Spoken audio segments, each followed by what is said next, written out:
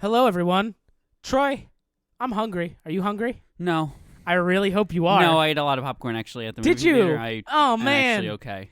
Guys, if you're new to the podcast, this is the favorite thing I do in my entire life, and it's where I make Troy eat weird, gross things that I find at the grocery store. It's maybe my least favorite thing. Sometimes they're not that gross. Sometimes they're really good. Sometimes they're winners. Sometimes they're the what was the Sour Patch Kids thing? Sour Patch Kids popcorn. That was the worst one. Yeah, that was really bad. So Troy, I don't know if you can hear that, some Foley work here. Got 2 of these containers, and I've got 1 little foil pouch. I'll show you what these are. So the first one up, it's Troy, we haven't spoken since well before Christmas. Yeah, I've been pretty radio silent for a long time, and this is how you're greeting me back into the world of podcasting. So this is Blue Diamond Snickerdoodle flavored almonds. Okay. And I'm not an almond person already. Ooh, you can smell the Snickerdoodle coming off that can. Just give it a little whiff.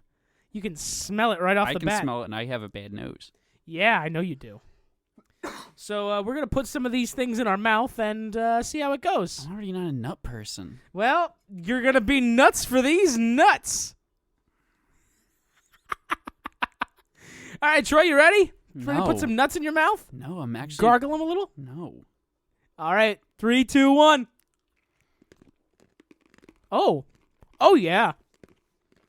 Oh, those are really good nuts. So again, I don't like them, but I think it's because they're nuts and not because of the taste. The taste is fine. Probably. It literally just tastes like a Snickerdoodle. They did a really good job with the spices. It's just a smaller, crunchier Snickerdoodle. That was really, really good. I'm gonna keep these and hang on to those. By the way, this is called Blue Diamond Naughty and Nice Edition almonds. That's a Snickerdoodle. Snickerdoodle. Thumbs up, thumbs down. I'm going to give it a thumbs up, even though I don't like it, specifically because it's a thing that I already do not like. Well, if you don't like it, get ready for the other almonds. Nice. So this is the other Naughty and Nice Edition almond. This is peppermint cocoa. Okay. Get this little foil off here. There we go. Now, are these all supposed to be Christmas-themed ones that I did not... Yeah, I've had these for a long time. Those smell very chocolatey right off the bat. Ooh, I am digging that. Troy, here's your nut to put in your mouth because I know you only want 1. Thank you. I'm going to go ahead and put 2 in my mouth because you always put 2 nuts in your mouth at a time. No, I think you do 1 at a time. I'm a professional. All right, 3, 2, 1, down the hatch. Oh, yeah. Mm-hmm. Oh, these are fucking delicious. I mean, that one's also, not that bad. Again, I think it's all a thing that I just don't like nuts that much, but both of them, as far as they go, I thought they were both fine. So, I like that one better than the first one, I think. Blue Diamond almonds are good. They're just good. You get regular Blue Diamond almonds, they're good. These taste like cocoa almonds. Mm-hmm. There's not a whole lot of peppermint in there. No, I'm glad you brought that up. I didn't get any peppermint. Get any peppermint. I just got chocolate. And you know what? I like it that way. But that is peppermint cocoa almonds. Those were fucking delicious. It's actually good that you said that. The peppermint was the one I was afraid of when you first said it. I'm gonna give them a thumbs down because it's not as advertised. However, still a tasty almond. Interesting. Now, Troy, this last one, I'm gonna split it with you here because they come in packs of 2. Is that a Pop-Tart? Sure is, buddy. This is a gingerbread cookie Pop-Tart. Okay. Frosted with icing. And I'm going to go ahead and take I do tend to favor frosted Pop-Tarts over non-frosted Pop-Tarts. Oh, because you're not an animal. Yeah. My lovely fiance. I'm not the most boring person on the planet. My lovely fiance, we found out the unfrosted strawberry and the unfrosted brown sugar cinnamon are vegan. Mm-hmm. And she is a vegan. So if she has Pop-Tarts, they're unfrosted brown sugar. That's a different thing. If you're just like, I like these better, you're wrong. I will also say right off the bat, these have little designs on the icing. So Troy, yours has a little Christmas tree. Oh, that's so fun. And mine has Santa's legs stuck in a chimney. Okay. You see that? That's less fun, I feel like, but it's not fun. It's fucking cute. All right, so here's your Pop-Tart, Troy. They smell awesome. They smell like gingerbread cookies.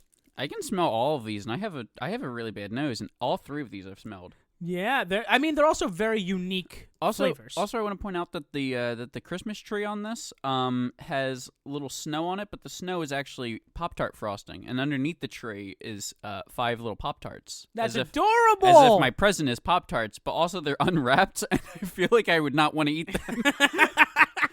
Not in the time of COVID, anyway. All right, cheers, I don't buddy. really want to eat Pop-Tarts off the floor ever. All right, 3, 2, 1, Pop-Tart. Oh, yeah. Oh, my God. It's like Christmas in my mouth. Oh, my goodness. So, my very, very first thought, much softer than any Pop-Tart I've ever eaten. Mm-hmm. Absolutely agree with you there. The icing in the middle, which I don't know. I don't think it's actually icing. I think it's just Pop-Tart cream flavored to be icing in the middle. But it's really, like, rich. It's a really, like, almost overpowering icing. Yeah, this is flavor. a diabetes, like, rectangle. I don't even know if I should, but I will for the sake of the podcast. I mean, I've taken, like, 5 bites already. No, I mean the calorie and sugar content. No, sure. Oh, this is going to be bad. So every 2 pastries have 370 calories and 32 grams of sugar. All right. That's a lot. What's your regular intake of sugar that you should? Less than 5 or 10 grams of sugar a day. Cool. And most of that is fruit based. So this is your week, is what you're saying? Yeah, the sacrifices I make for the podcast, man. That. I do like it, though. Yeah, it's good. And it's not a nut. I wonder. So that's my official stance. The official stance of the podcast: Pop-Tarts, not nuts. Pop-Tarts, not nuts. So I'm wondering, because like a lot of people insist that the proper way to eat a Pop-Tart is to toast it, put it in the toaster. Oh, that's why they're called toaster pastries. I really agree with that, but not always. No, I've always eaten Pop-Tarts out of the pouch, or my mother, when I was a kid, used to buy the chocolate fudge frosted ones. She'd just stick them in the freezer. So you'd have like really, really cold, hard chocolate fudge Pop-Tarts, and they're really good. I've seen people do that. I haven't done it myself, but I've seen they're people do it. really good frozen. She also used to keep Thin Mint Girl Scout cookies in the freezer, which was also a really good idea. But yeah, these Pop-Tarts, thumbs up. These are really good. I would never have more than one in a day because holy goddamn. I don't care about my body as much as you do. I'm going to finish this one. I mean, yeah. I'm gonna. I love the silence that we can just hear each other chewing. I'm sure it's not gross at all. I do. I will say this: if we, you mentioned that most people say that you want to do it in a toaster. I do usually toast Pop-Tarts. I could not imagine that would be a enjoyable listening experience of just us waiting like a minute for our Pop-Tarts to heat up. No, you toast it before you get on air, and then you just have like a slightly colder version. But consider this: what if we didn't?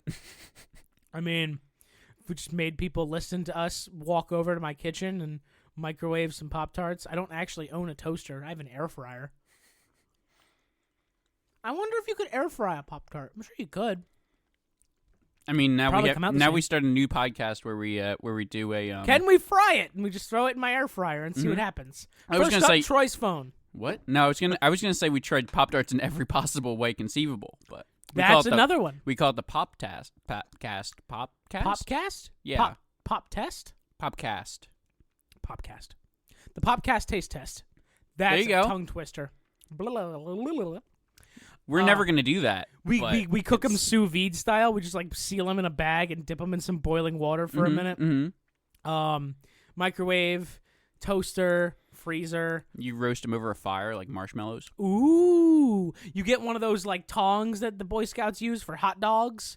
You clamp it around the Pop-Tart and you just hold it over the fire. Korean barbecue style. You just on a skewer. Pour some gochujang sauce on it.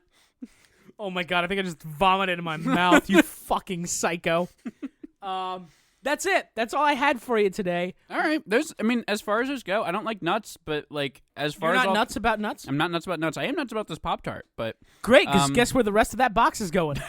Home with you. I mean, it's bringing me back to Christmas. I thought Christmas was over. Nah, Christmas is never over. Just ask my fucking fiance. You'll notice you walked past a Christmas tree to get into my home. I think that February is like the good time for like Christmas trees to go down. Like that's no. When I was growing up, the tree went up Christmas Eve and it came down Christmas Day. Oh, interesting. My Christmas tree always went up Black Friday. I mean, that's when a lot of people do it, is like right after Thanksgiving. Right. I'm not as stern about it as my father was. Hi, Dad. I know you listen sometimes. Because he was the one who was always like, no, it goes up Christmas Eve and it comes down Christmas Day. And you know what's even funnier? It was a fake tree where like the branches were like individual pieces. Mm-hmm. So we would never put up a whole tree. It'd be like half a tree against the wall. So like it was like half a circle like just against the wall. So like you didn't have to do the whole thing. And then my dad could get away with stringing up like one thing of lights to go through the whole thing. And then it was a pain in the ass. Eventually it went down to like a quarter of a tree tucked in a corner. I think the acceptable range. You don't need to abide by this. It's just the two things that are acceptable. The maximum and minimum. Maximum minimum. I think that you can. The Christmas tree can't go up until after Thanksgiving if you live in the U.S. Agreed. And then it can't stay up past like early February. I think it can go all January. Really? I think that's fine because January's so fucking boring. I mean, sure, but at the same time, no. Just no. It's a new year. Get rid of that fucking tree. If you have it up past New Year's, it's just lazy.